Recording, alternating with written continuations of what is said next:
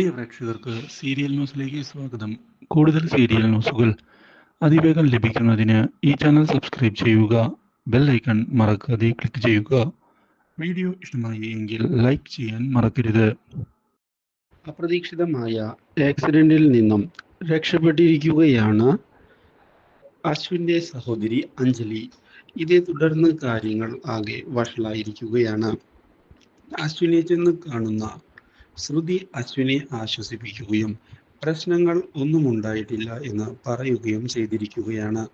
അശ്വിൻ ആവശ്യമില്ലാതെ ടെൻഷൻ അടിക്കേണ്ട ആവശ്യമില്ല, കാര്യങ്ങളെല്ലാം ശരിയാകും എന്ന് വ്യക്തമാക്കിക്കൊണ്ട് ശ്രുതി അവിടെ നിന്ന് പോകാൻ ഒരുങ്ങുമ്പോഴാണ് സുപ്രധാനമായ മറ്റൊരു വഴിത്തിരിവ് ഉണ്ടാകുന്നത്. ശ്രുതിയുടെ മുൻപിലേക്ക് വരുന്ന ശ്യാം ശ്രുതിയുടെ കൈപിടിച്ചു വലിച്ചുകൊണ്ട് തൻ്റെ അടുത്തേക്ക് കൊണ്ടുപോവുകയാണ്. നിന്നോട് കുറച്ച് കാര്യങ്ങൾ പറയുന്നതിനായി ഞാൻ കുറെ നാളുകളായി ശ്രമിക്കുന്നു. നീ എപ്പോഴും ഒഴിഞ്ഞുമാറി പോകുന്നത് കൊണ്ടാണ് ഇങ്ങനെയൊക്കെ സംഭവിച്ചത്. എനിക്ക് നിങ്ങളോട് ഒന്നും തന്നെ പറയാൻ താല്പര്യമില്ല. നിങ്ങളെപ്പോലെ ഒരു ചതിയനോട് സംസാരിക്കാൻ എനിക്കിഷ്ടമല്ല. എൻ്റെ കുടുംബം തകർന്നത് നിങ്ങൾ കാരണമാണ്. എൻ്റെ അച്ഛൻ ഈ അവസ്ഥയിലായതിനും നിങ്ങൾ തന്നെയാണ് കാരണം. അങ്ങനെയുള്ള നിങ്ങളുമായി ഒന്നും തന്നെ സംസാരിക്കാൻ ഞാൻ ഇഷ്ടപ്പെടുന്നില്ല. മര്യാദയ്ക്ക് എൻ്റെ വഴിയിൽ നിന്ന് മാറിപ്പോകുന്നതാണ് നിങ്ങൾക്ക് നല്ലത് എന്ന് വ്യക്തമാക്കുന്ന ശ്രുതി ഇതേ തുടർന്ന് കുതറി മാറി പോകാൻ ശ്രമിക്കുന്നു. പക്ഷേ വീണ്ടും കൈപിടിച്ച് തന്നിലേക്ക് വലിച്ച് ശ്രുതിയെ അടുപ്പിക്കുന്ന ശ്യാം, നിനക്ക് വേണ്ടിയാണ് ഞാൻ അഞ്ജലിയെ വരെ കൊല്ലാൻ ശ്രമിച്ചത്. പക്ഷേ അവളുടെ ഭാഗ്യം കൊണ്ട് മാത്രമാണ് അവൾ രക്ഷപ്പെട്ടത്.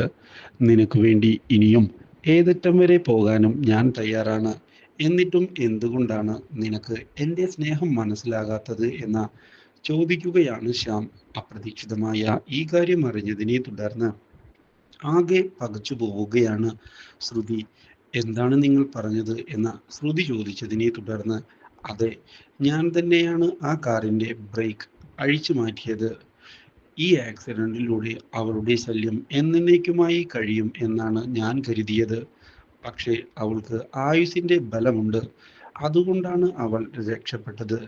പക്ഷേ ഞാനിതെല്ലാം ചെയ്തത് നിന്നോടുള്ള സ്നേഹം കൊണ്ടാണ് എന്നുള്ള കാര്യം നീ മറക്കരുത് എന്ന് പറഞ്ഞതിനെ തുടർന്ന്, നിങ്ങൾക്ക് പ്രാന്താണ്. നിങ്ങളെ പോലെയുള്ള ഒരാളുടെ അടുത്തേക്ക് വരാൻ എനിക്ക് യാതൊരു താല്പര്യവുമില്ല. ഞാൻ നിങ്ങളെ വെറുക്കുക മാത്രമാണ് എൻ്റെ ജീവിതത്തിൽ ഇപ്പോൾ ചെയ്യുന്നത്. നിങ്ങളെ എനിക്ക് ഒട്ടും ഇഷ്ടമല്ല. എൻ്റെ ജീവിതത്തിൽ നിന്ന് ഒഴിഞ്ഞു പോകുന്നതാണ് നിങ്ങൾക്ക് നല്ലത്. ഒരിക്കലും നിങ്ങളെ ഞാൻ സ്നേഹിക്കുകയില്ല.